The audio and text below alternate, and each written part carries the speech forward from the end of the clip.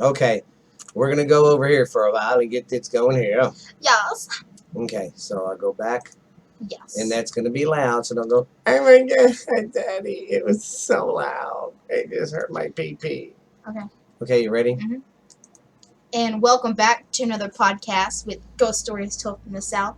I am your co-host, Lexi LeBooth. And I am your host, Stephen LeBooth. I know my name today. Yeah, the other one who's like, Yeah. I was scared to even talk about the hell town. So every time we tried to do it, it was like, you can't do it. Yeah. Oh gosh, that was a thing. Everything kept happening. Strange stuff. Betty, But welcome to another episode of Ghost Stories Told from the South. I'm Stephen Booth, like I said, the host, and this is my daughter, Lexi. Yeah. Okay, Booth, so we call her. yeah, shut up. Now, We you left already- me hanging. We already did the introduction, so Introductions. okay. As always, we're going to shout everybody out. Oh God, yes, it's getting bigger, and we love it. Thank you to everybody in the States. There's so many to name. We can't even. Name And them all. Bangladesh, Ireland, UK, Yeah, the UK. And Germany. Yeah, and in the United States, in the United States we got oh God, Michigan, Oklahoma, Ohio, Tennessee, North Carolina, British of Columbia, Texas. Arizona, Texas. It's awesome, guys. Hey, We love it. I don't care how many people I get. We really love doing these episodes and doing this podcast and stuff, especially doing the research and talking about the ghost stories. And I'm giving a shout out to our friends at the Nazareth Hospital here in Mineral Wells. They do this little thing every now and then. I think this weekend coming up, she's got this program. I think she does to kind of how I take it and read it. It teaches you how to ghost hunt and stuff. Yeah, it's really cool. Pretty cool.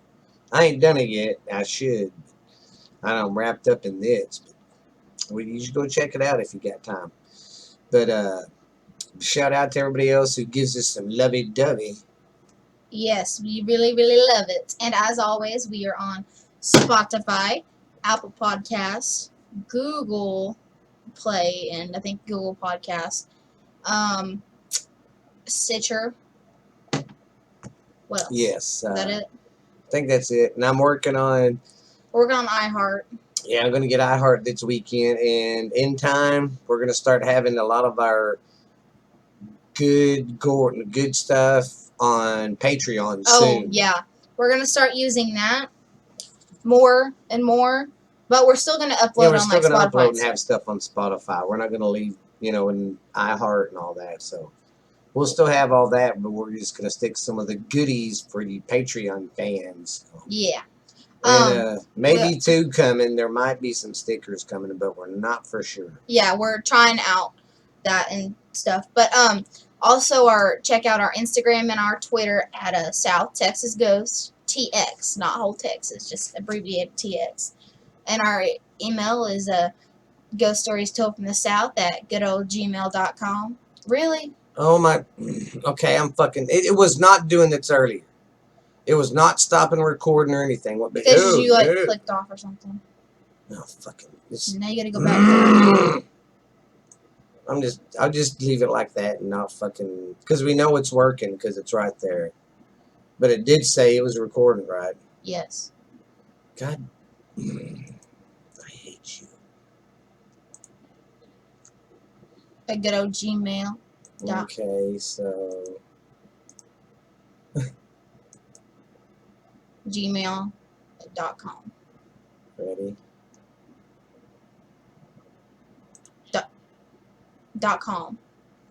So check those out, and we also got a Facebook page, and it's Ghost Stories Told from the South. Yes, and then that'll be good. I'm gonna promote some of our other podcasts real quick. Me and my sister just did our new podcast. We finally got that one up and going. Is What's Really Out There. We got our very first episode up today, and they're gonna start coming out every Tuesday. So just think, guys, you can listen to theirs on Tuesday. This one on Wednesday, and then the Borderline Texas Trash on Friday. On Friday, Friday. yes, is when Mine and Ashley's comes out. And then my dad's working with his college one. When is that one come out? I got a college football one. Comes out on Thursdays. So Tuesday, Wednesday, I'm working on it. Thursday, So, yeah. Friday. Basically, we've got a podcast coming out from Tuesday to Thursday. Yep. To Friday. Yeah. Yeah. And we're trying to get my brother to do one, but he's not really. He's in it, but he's not. So. Yeah. Yeah. So, why don't you tell them about your stories? Well, today I will be talking about the Dogboy. Can't remember where that one's from. I'm going to be talking about the Fairfax Station Bridge. I think I can't remember where that one is. And then we got the Minnesota. I went blank. Minnesota Wendigo. The Minnesota Wendigo. And. Oh, and it's not, and it. I just thought it was intriguing because you hear about the Wendigo in Oklahoma. Jesus, the Boston, Indigo, Ohio, and the Wendigo in Ohio. You don't really hear about anybody else. I mean, I guess I've never really researched it, but I think I'm going to. But it also could be connected. We don't know. Yeah. I think what we need to do is do like a deep dive into the Wendigo. Yes, because I mean, what I pulled up, I mean, it looks like there's Wendigos all across the nation. So it's something maybe, you know what? That should be our next special. Wendigo, the legend of the Wendigo. Yeah, we'll do that one first. We'll cover the whole U.S. and look at the different sites. Yeah. Okay, Because what we'll do is you cover half this U.S., I'll cover the other half. We'll meet in the middle and have a beautiful presentation. Yay. Okay. But who's going to go to first on Scary Story Night tonight?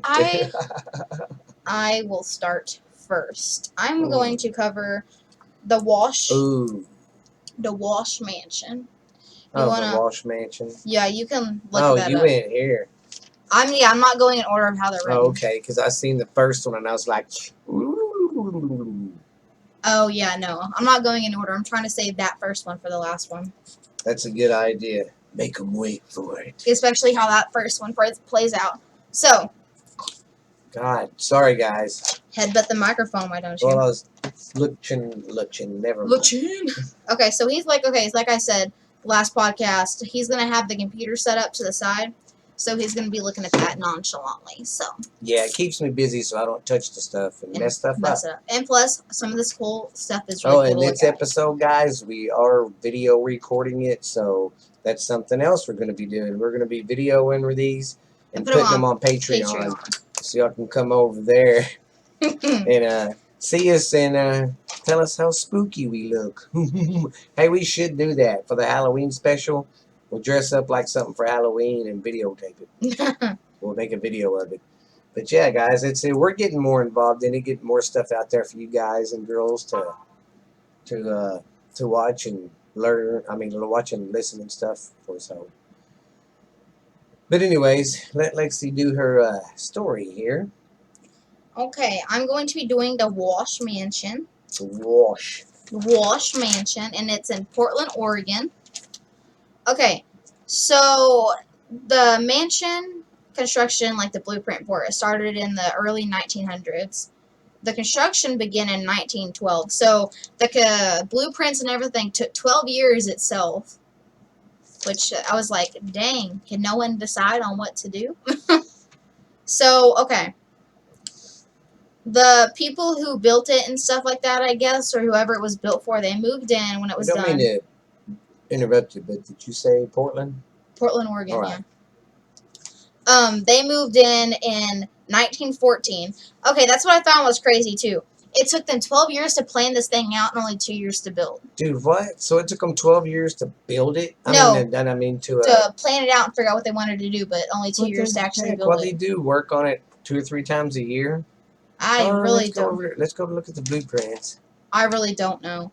So they moved in 1914 with 8 other family members, and one of them only lived in the house for 4 years. Then that person died.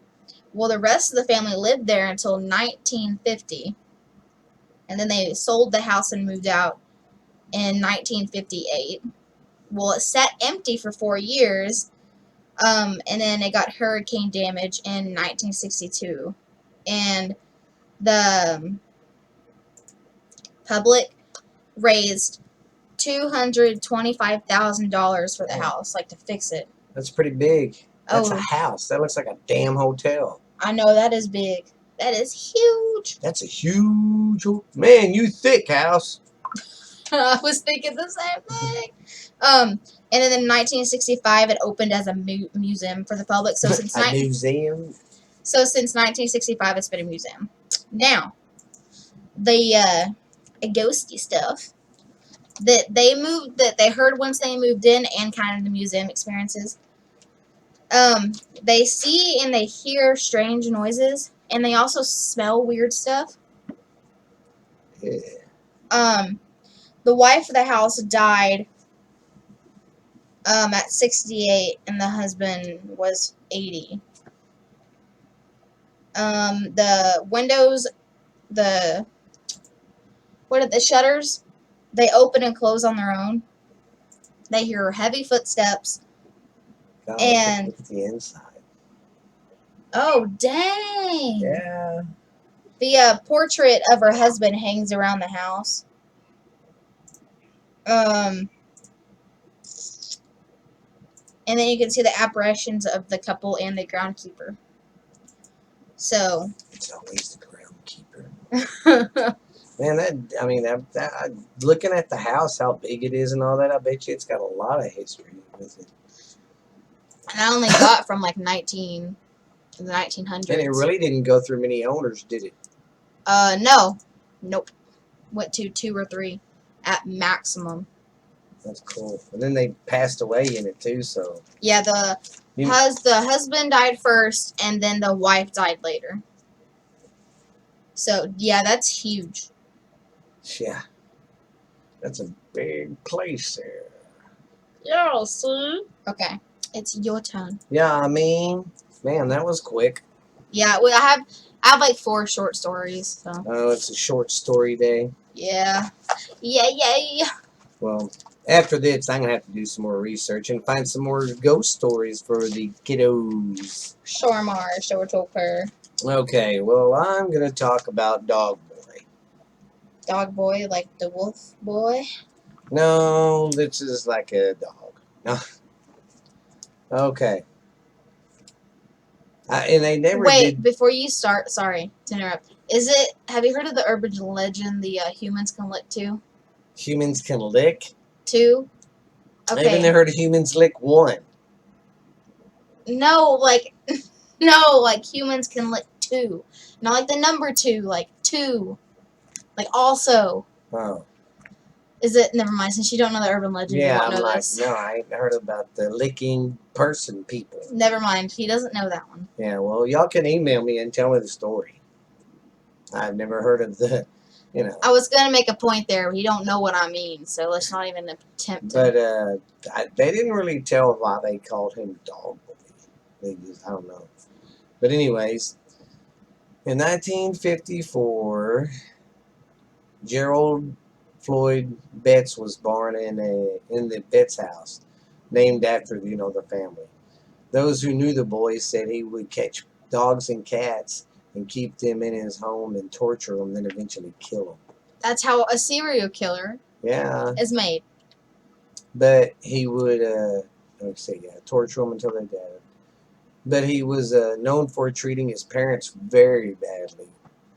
Dang. According to the police report, when he got older, he started locking his parents up in the freaking attic for years and keeping them there. He would only let them get out to go to work and stuff and come home. Why would they even come home? Exactly. Because they were scared of him. They had him he had them so brain, washed. Well, he abused his parents badly, but he wasn't arrested for it until after the death of his father. His father supposedly fell down some steps or something and tweaked his hip, broke his hip or something like that. Oh, whenever you're old and you break something, you just die. And then that's when the cops started kind of looking into it for abuse. And then that's when they went in and found his mom, that he was abusing his mom. Yeah, Dang. he got locked up and put in prison, and he died of a drug overdose. And they say, I mean, the people that own it now say whoever owned it when he died, because it don't have a date of when he died or went to jail or prison. But they say when he died, the minute he died, within months, they started having reports of a big kind of just burly, guy. Why do they call him Dogboy? I'm over here expecting it to be I like an guess actual because dog. he was torturing the cats and the animal, the The dogs cats and and the the dogs. cats, the cats in the cradle and the silver spoon. Jeez. Yeah, but I thought that was pretty creepy. But yeah, man, there's been reports of not only him walking around, but Probably his parents. you'll see like a vision of a cat sometimes or a dog, and you'll hear the people won't own a cat or dog or nothing, and they'll hear like a dog barking or like how we're recording and they'll scratch on the door. They said they would hear that, and that's creepy. No. Very creepy. I'm leaving. Just think if you hear something scratching on the door and you go, there's nothing there.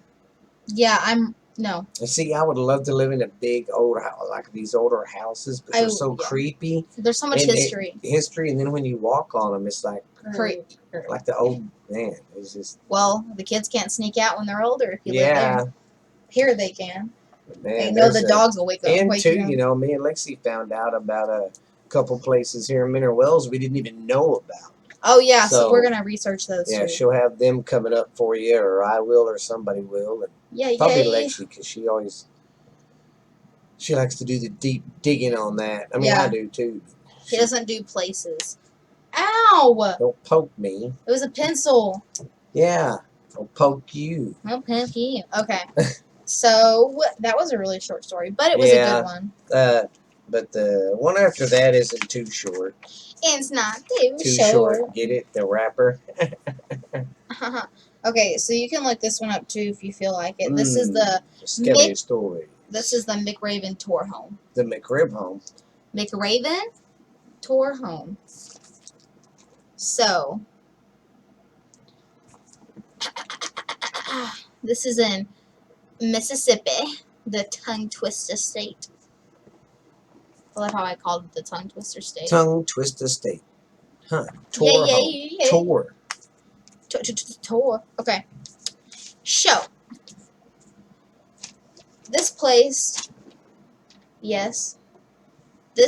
first opened to the public in 1961. It was featured on Geographic, Life magazine, Travel Channel, 48 Hours, and etc. Wait a minute. I know this house. 48 Hours? I remember 48 Hours. I didn't look it up. I didn't look up the house. I need to start doing that. I'm not looking up the pictures and stuff when I really need to. Yeah, the McRaven house is this one right here. That house looks familiar. Well, it's been in some movies, like she said. I know. Oh my God, is it the Coven house? No, I don't. Well, the living room looks like it is. Okay, let me click through the pictures. It just might be because that's the front. But no, because the Coven house was in Louisiana. I thought. Oh yeah, that's right. This is in Mississippi. Sorry, I had an AHS freak out moment. And the one we're talking about is in Mississippi, right? Yes. Okay. But the living room looks so similar. Yeah, well, see, like, there's the bedrooms. Well, yeah, look at that. Well, you got to think, though, in the South back then, they all kind of look similar. Okay. Well, it was popular for being built in 3 different time periods. Really? Yeah. And it was also called the time capsule of the South. I mean, just by looking at the pictures, you can tell. Yeah. So. That's pretty cool. The first proportion of the house was built in 1797. The second proportion was built in 1836. Then the third proportion, which finished it, was built in 1849. Wow. Yeah. That's freaking crazy. And it never did say why it was called the McRaven Tour Home. But I do have some ghosty stuff. What, any good murders happen there? Yes. Which we will find out. Okay, so you can see the apparitions of Mary Elizabeth Howard, She's the most active. She died at a young age in 1936, shortly after childbirth. She was the lady of the house. John Bob. I'm sorry. It's so freaking. John, Hey, John Bob. I'm sorry. I'm not trying to pick on people's names. That's pretty funny. He built the grand parlor and master suite of the McRaven, so he's one of the constructors. He survived the Vicksburg siege at the McRaven. I guess there was like a saging or something. I don't know. A saging? Yeah, but he was murdered a year later by Union soldiers, and he strolled the balcony. That's well, a creepy balcony. You might know this guy, Andrew Glass. Sounds familiar. The highwayman. Sounds familiar, but I can't. He built. He was one of the first people, I guess, to do it. He built the house as a hideout, and he robbed people. That's why he was called the highwayman. And that's when they started. He said that's when he started noticing that the house was like a magnet for paranormal.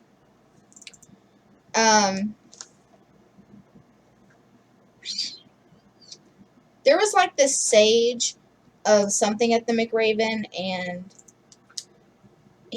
something happened at the McRaven. I don't really understand that part, but he made it to the hospital. Something bad happened, and he made it to the hospital.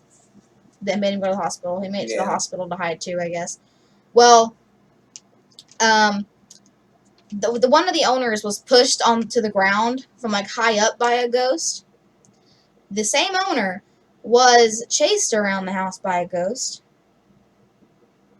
A drawer was slammed on the thumbs of that owner, both thumbs, and it broke.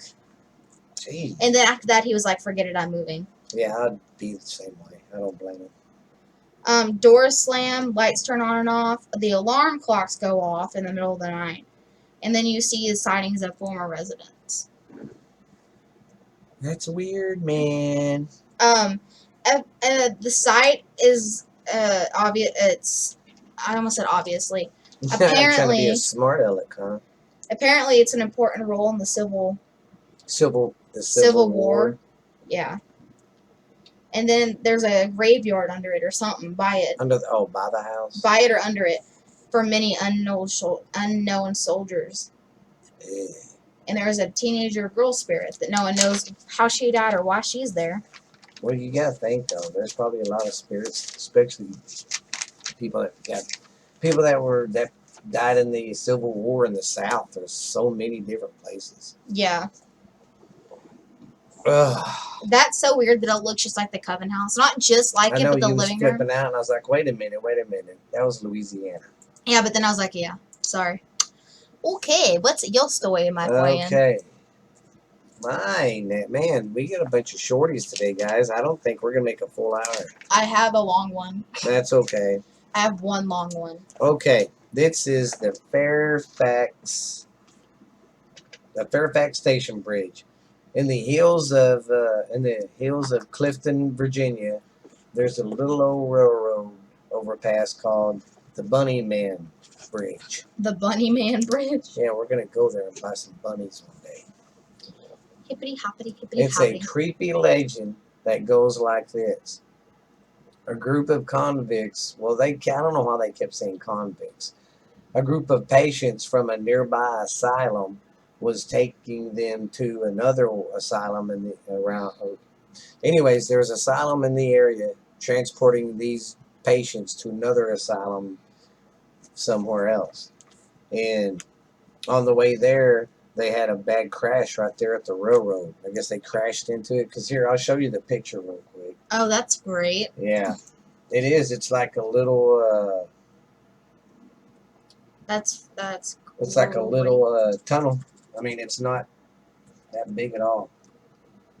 I'm sorry. Excuse me, I just was not very ladylike. But it's a very creepy story. If I can get there. Just give me a minute. He's going slow. Just give him 1 second, though. I don't like this dead space. Me neither. It's okay.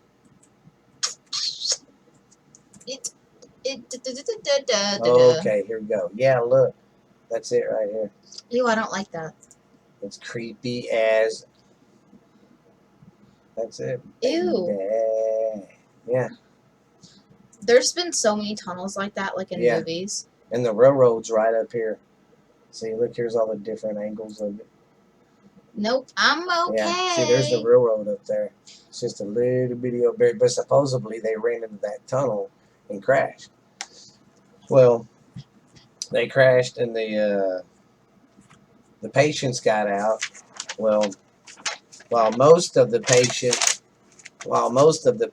were found dead or alive, 2 managed to escape. Okay.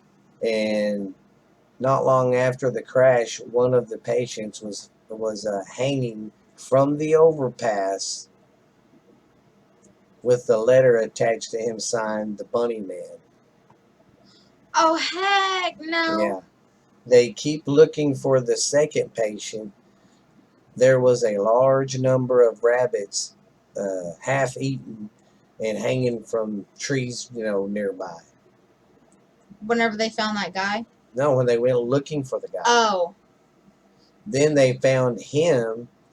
See, they already found the one guy hanging. So the second guy they find now, the second one was running, and he was running and it was got away from him and was running, and when he did, he went to run across the railroad tracks and a train came and. Dang. Yeah, but here's the thing, though. It's one of them urban legend stories because there's never been an asylum around that area. And there's no reports in the papers of anything like this happening. Maybe there was, and they were like, let's cover it up.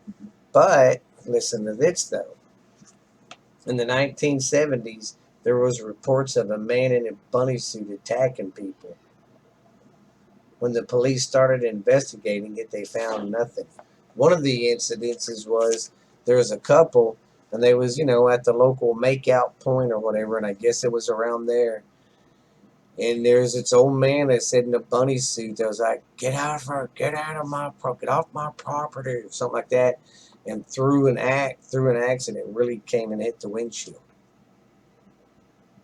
And then there was another a report of him hanging out in the yard. Every time somebody gets close, he's like, get out of here, this is my property. But No, then, like I thank said, you. when the cops went to go investigate, nothing. No one was around. No, there's been no trace of no one living there. What the heck? Yeah, so they're thinking there's been no reports, but then in the 70s, it started to happen, and it kind of died off when the cops went to investigate because they couldn't find nothing. That is weird. Yeah, because it's one of them stories that a lot of it's BS, but there's some stuff that's true because it's the stuff in the 70s was reported. The crash and all that was never reported or anything, so they can't tell you if it's true or not because it's never been. So we don't know. Yeah, it's kind of just think though. What if it's the spirit of the Bunny Man? Yeah, true. That's what another urban legend is. It's the story of the Bunny Man. That is very, very weird. No, you're weird. And you're queer. I hope you like that scare. But just think though, man. If all that was true and you was one of them cops that had to go look for that damn guy and you found him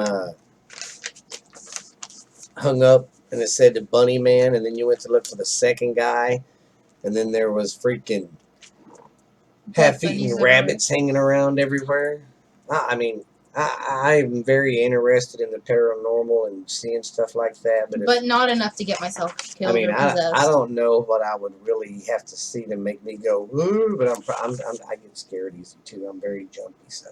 See, in like half my instances, I'm like, no, I want to run away, but then also the part of me is like, I'm intrigued. Yeah, it's kind of like, you like them kind of pins, don't you? Yeah, I like all of them. Well, then use all of them. Okay, I'm going to tell my long story before I tell my other story. So, you just scratched me with your dang toenail. Well, you've been over here trying to play footsies with me. Shut up. Okay, so let's get started. This is another one in Portland, Oregon. This is the Benson Hotel.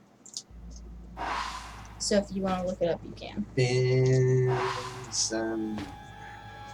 The Benson Hotel in Portland, Next Oregon. time I'll give myself some room to get my stuff looked up. I forgot to even do that because how creepy that tunnel is. Yeah. It's good to have a visual. Okay. So this is one of Portland's finest hotels. It's the 7th largest hotel in Portland. It's a world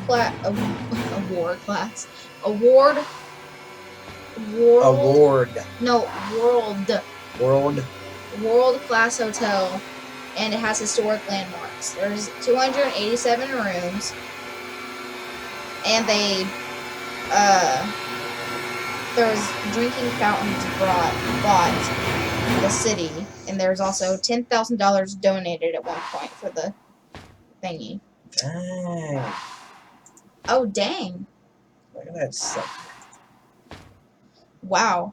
Woo-wee. So the grand opening for the hotel was a gala affair. It opened on March 5th. Hey, that's my friend's birthday. It opened when? March 5th of 1913. Ooh, March 5th. That's Haley's birthday. That's weird. Okay, so it opened March 5th of 1913. And back then it was called the New Oregon Hotel. It lost money during the first 16 months of business. Then they renamed the hotel the Benson Hotel, and then they brought in $100,000 of profit a year after they renamed it. Look at that woodwork, man. That is really nice. It's a beautiful place. Look it up. It's the Benson Hotel, guys. They sold the hotel in 1919, and then that person owned it until 1990 or 1944. Then it got sold to new people, and they made a $250,000 renovation. Jeez. They added 175 guest rooms, a ballroom, and a restaurant. And then, in 1988, it was sold again. Well, by that time, it needed major renovation again, so that cost $17 million. They had that just laying around. God, look at some of these rooms, though. I know, it's Jesus, nice. I bet you it cost $100 just for the cheap room. And the renovation for that time only costed a year. Ended up being only a year. But, it was weird just because of how many people have owned it and stuff like that. Yeah. So, there's two people who haunt it. There's two people who hunt it? Haunt it, they know for sure. One of them is Mr. Benson. You can see him as an adult and a child. Oh my God. Why would a child be there? No, him as a child. I know, but wasn't he the first one that built it? Yes. Well, then why would you... That don't make any sense. I don't know. Like, ghosts, go in between I could understand forms. if he was born there or something. I don't know. God dang it. I cannot talk. Ghosts like to go in between selves, so I don't know. Oh, I didn't know that. Yeah. Well, he didn't like the fact that alcohol is sold there. He hates that. Oh, really? Like, he doesn't like the bar being there or anything, so that's one of the reasons. He was part of the prohibition that stalled it. People have died unexpectedly there, and he's part of that cause. Oh, my God. That's crazy. So the spirits there often appear to people as how they were most happy in their previous lifetime. And then ones who have died as adults are seen as children, just like Mr. Benson. And dang, that's a cute staircase. Yes. Hey, man, this place is nice. Well, there's a 12th, 9th, and the 4th floors have paranormal activity. The grand staircase, the dining room, and the business meeting rooms also do too. A male entity is dressed in a formal suit, and he's been seen floating down the main lobby. Staircase, people have seen him, so that's cool. He's also been seen dressed in a dark suit coat. Apparition with no legs has been seen floating around the common area of the hotel. I paused it.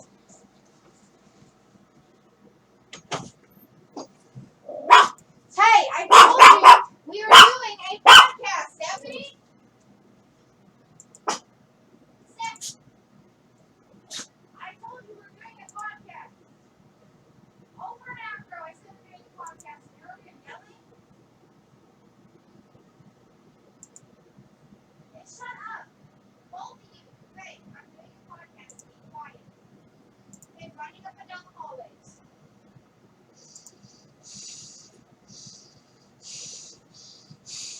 Damn kids are gonna tell me. I know, I could hear. I was like, what the fuck are they doing? That was Stephanie. She was like, I didn't do anything. Hang on. Let me hear the end of it. Tell me when you're ready. Should go kick some kids' butt. Don't say anything. I stopped at the point where they didn't know. Ready? Hang on. Wait, let me go back.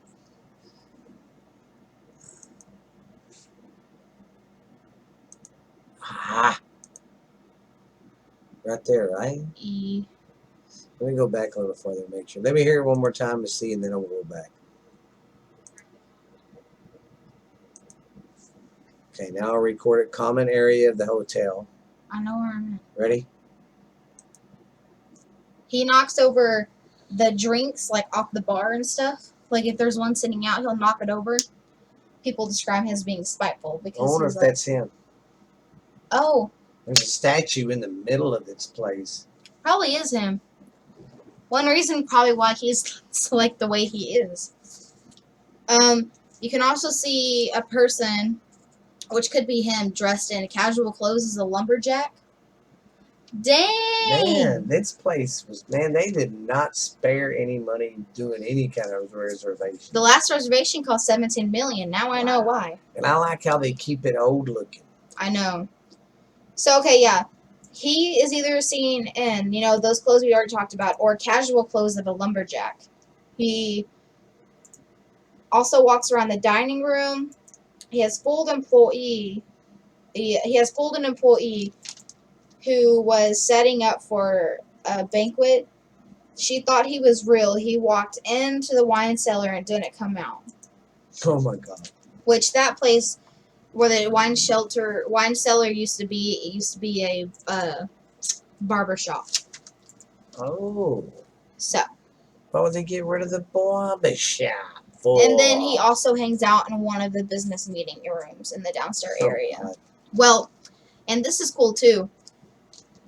And you can debunk this if this part isn't true because I'm not sure if it is. It's also on the internet. But the former drummer for Jimi Hendrix, Mitch Mitchell, he died, I guess, in 2008.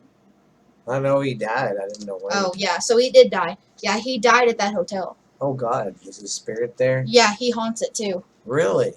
Yeah. Huh. That must have been one of his favorite places. So there's an unknown ghost male. This person is dressed like a nart. God, I cannot talk today. He's dressed like a narc. He's dressed like a night porter, like a real person. And he's helped a disabled guest get into bed and then disappear from that room. Jeez. There is At least he's helpful. Oh. He could be a jerk. Guess who this next person is we're going to talk about? Who? The lady in white. Oh, Lordy. Lady in white. She wanders the halls of the hotel. Dun, dun, dun. Saying, where's my white dress? Jeez. Okay, so there's another female entity. She wears a turquoise dress and red earrings. She is seen in a big mirror, and she's also been seen in the lobby hotel. So, then there's this boy entity. He's about 3 years old. He's a thin boy with brown hair. On the 9th floor, he is appeared by the bedside of a female guest.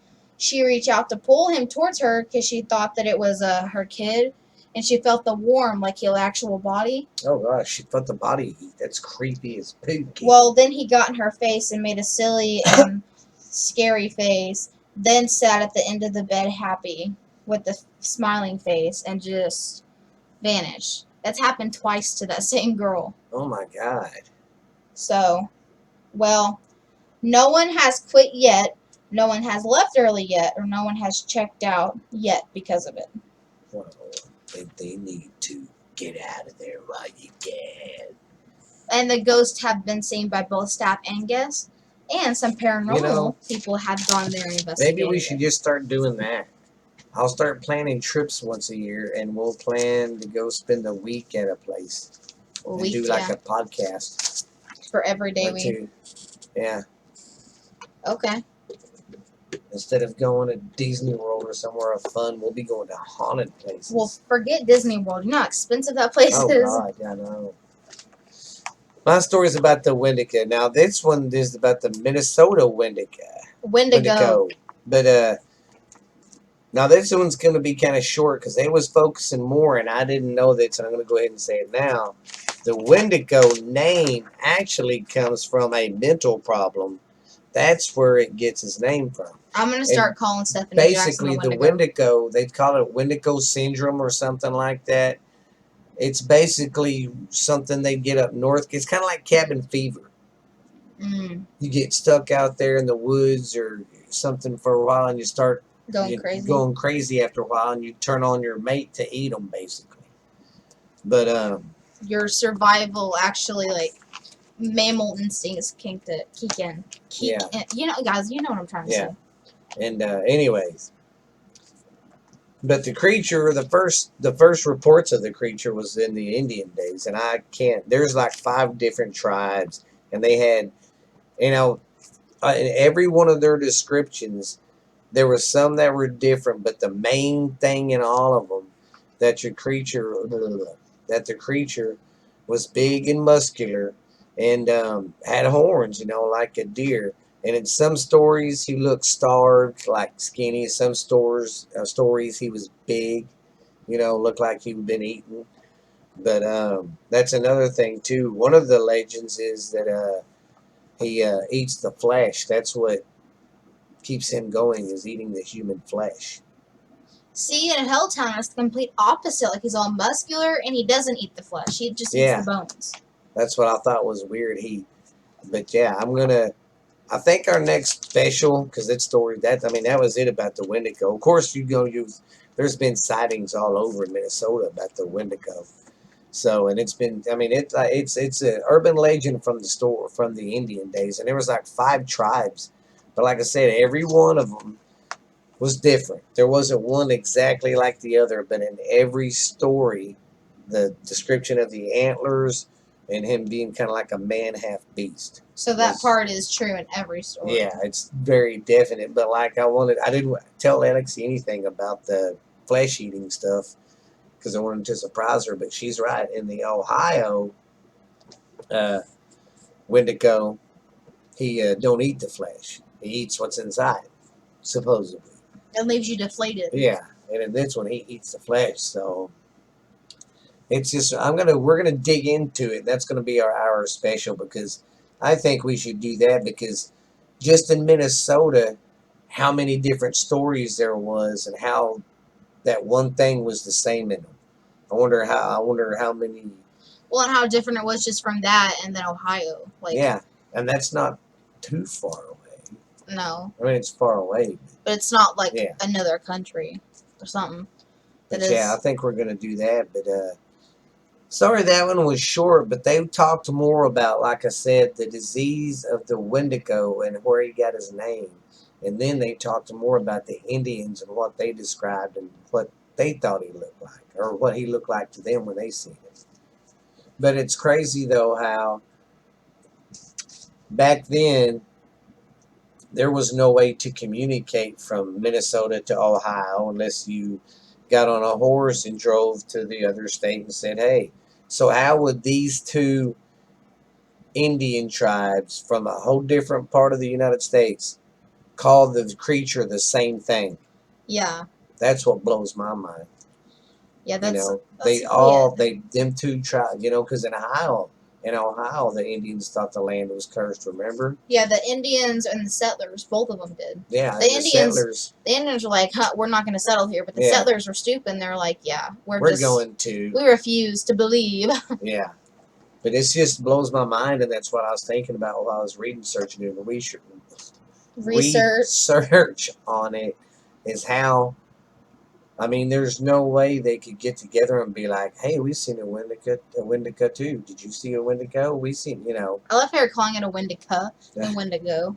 But it just amazes me that they both called it the same thing since day one, and the description from Ohio to Minnesota is just...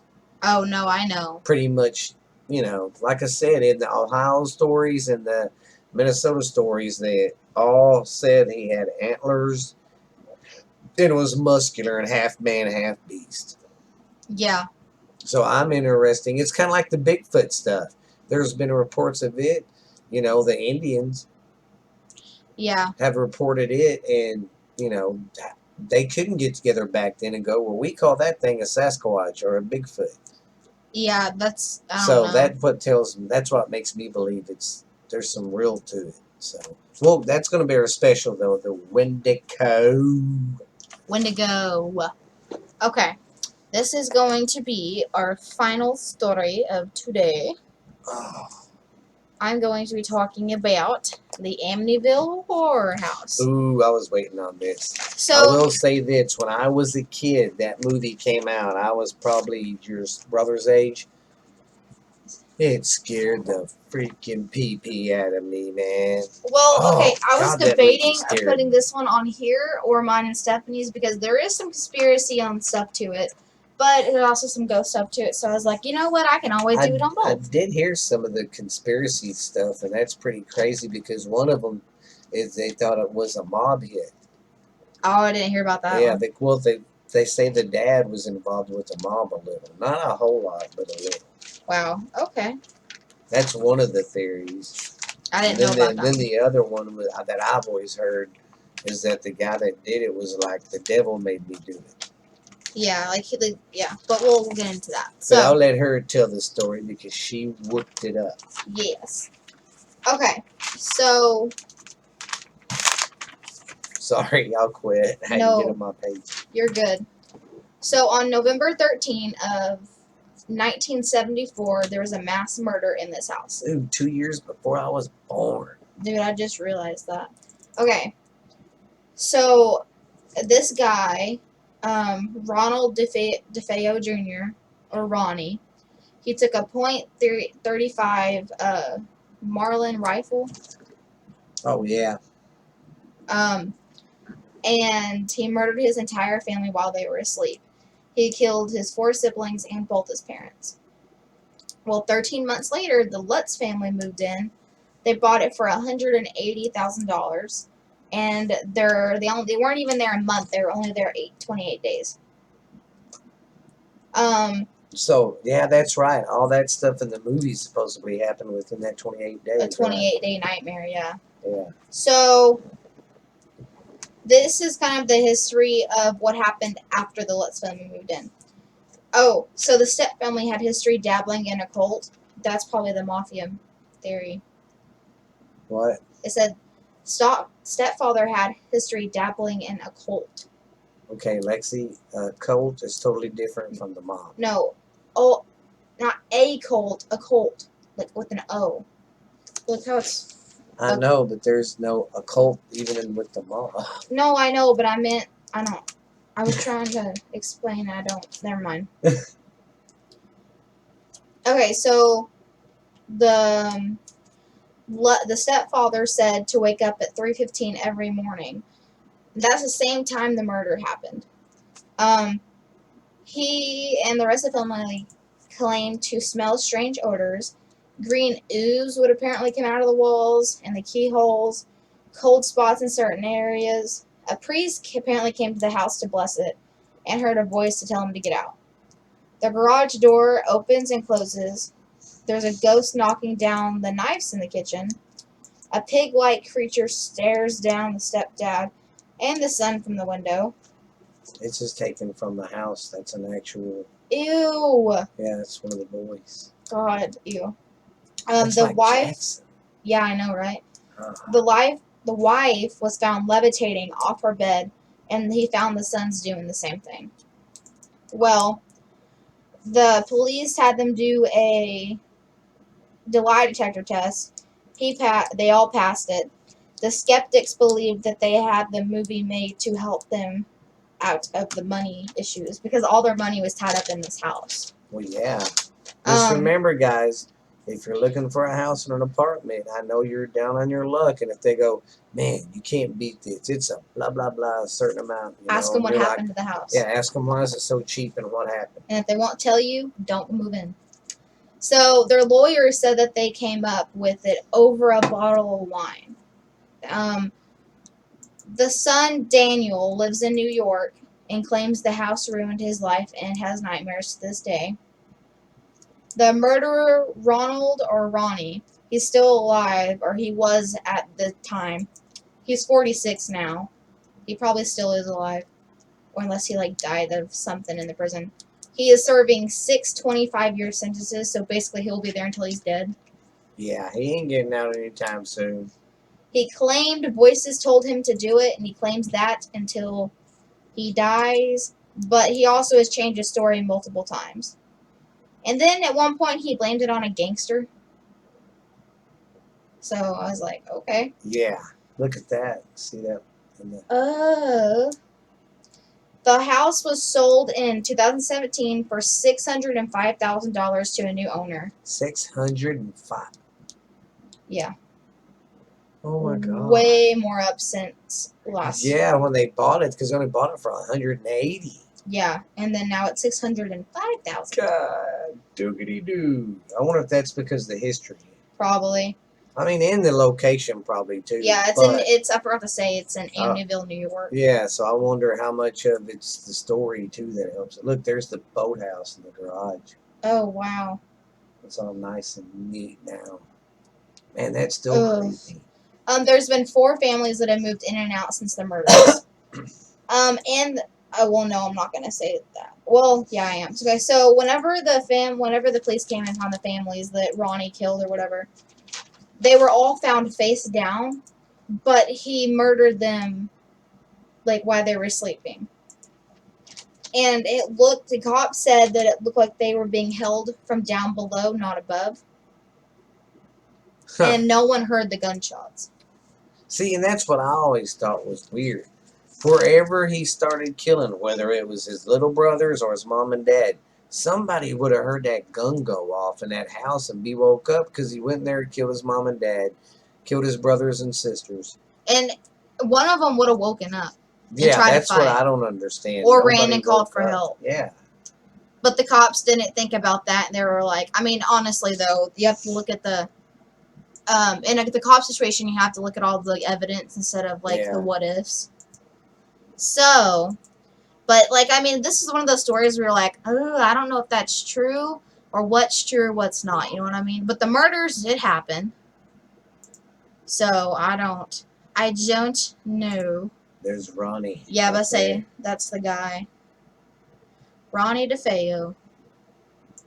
Yeah, I remember that movie. It came out when I was a kid, and it scared the living shoosh out of me.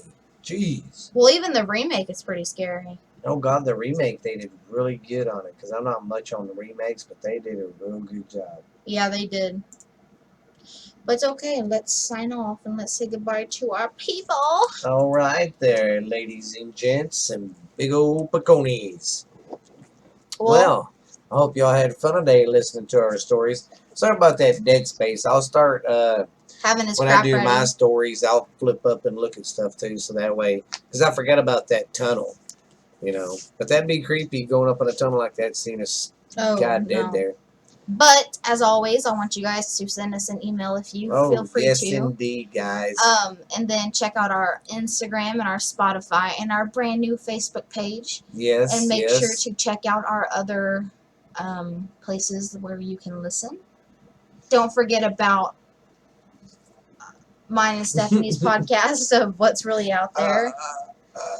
My dad and my cousins, Borderline Texas Trash. And if you like college football, feel free to check out my dad's, which is college football. And I'm going to be getting a fantasy football one coming up. I'm a football junkie too.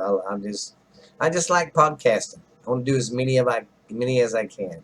Yeah, right now we have 4 together. Yes. But this is really fun, guys, and I'm so glad I get to tell these spooky stories to you. Oh, we love it. Thank you so much. You guys be very, very good. And this is Stephen Booth. And this is Lexi Booth. From Ghost Stories Told from the South. And we will see you guys later. See you later, everybody. Bye. What were you wanting me to say?